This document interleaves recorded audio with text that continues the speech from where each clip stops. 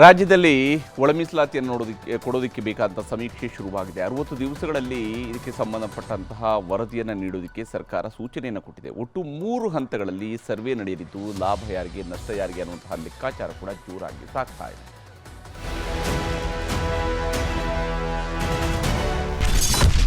ಶುರುವಾಯಿತು ಪರಿಶಿಷ್ಟ ಜಾತಿ ಒಳ ಮೀಸಲಾತಿ ಸರ್ವೆ. 3 ಹಂತಗಳಲ್ಲಿ ನಡೆಯಲಿದೆ ಮಾಹಿತಿ ಸಂಗ್ರಹ.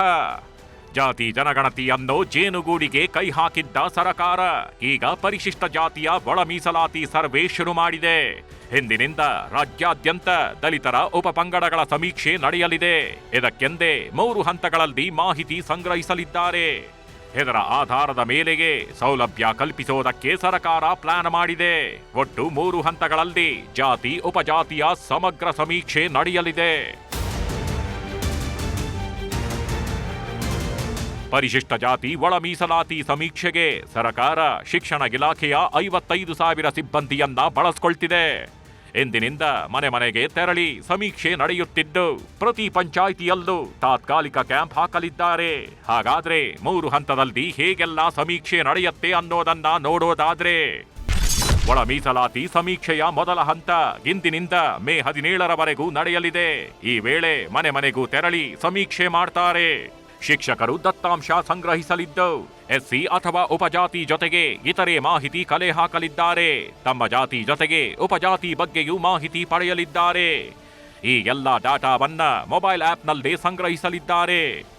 ಇನ್ನು ಒಳ ಮೀಸಲಾತಿ ಸಮೀಕ್ಷೆಯ 2ನೇ ಹಂತ ನೋಡೋದಾದ್ರೆ, ಮೇ 19ರಿಂದ ಮೇ 23ರವರೆಗೆ ಒಳ ಮೀಸಲಾತಿ ಸಮೀಕ್ಷೆ ನಡೆಯಲಿದೆ.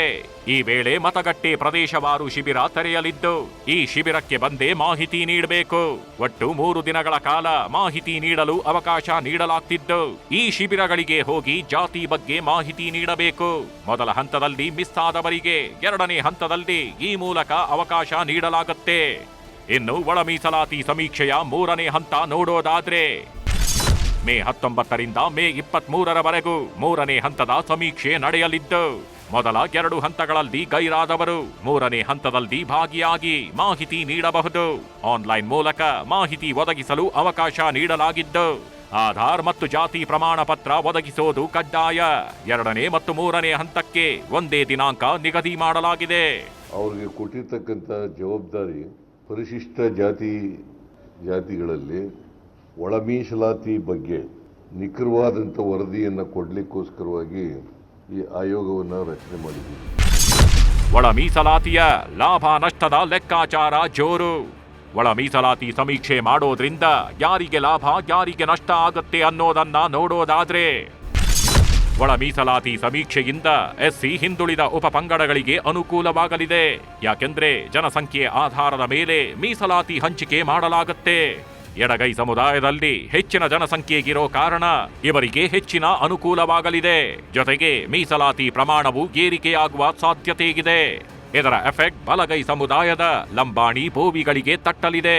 ಯಾಕಂದ್ರೆ ಸದ್ಯ ಎಸ್ಸಿ ಮೀಸಲಾತಿಯಲ್ಲಿ ಹೆಚ್ಚು ಅನುಕೂಲ ಪಡೆಯುತ್ತಿದ್ದು ಒಳ ಮೀಸಲಾತಿಯಿಂದ ಬಲಗೈ ಅವರಿಗೆ ಸೌಲಭ್ಯ ಕಡಿಮೆಯಾಗಲಿದೆ. ಒಟ್ನಲ್ಲಿ ಒಳ ಮೀಸಲಾತಿ ಸಮೀಕ್ಷೆ ಶುರುವಾಗಿದ್ದು ಸರ್ಕಾರದ ನಿರ್ಧಾರದಿಂದ ಯಾರಿಗೆ ಬಿಸಿ ತಟ್ಟತ್ತೆ ಕಾದು ನೋಡಬೇಕು. Bureau report, news 18.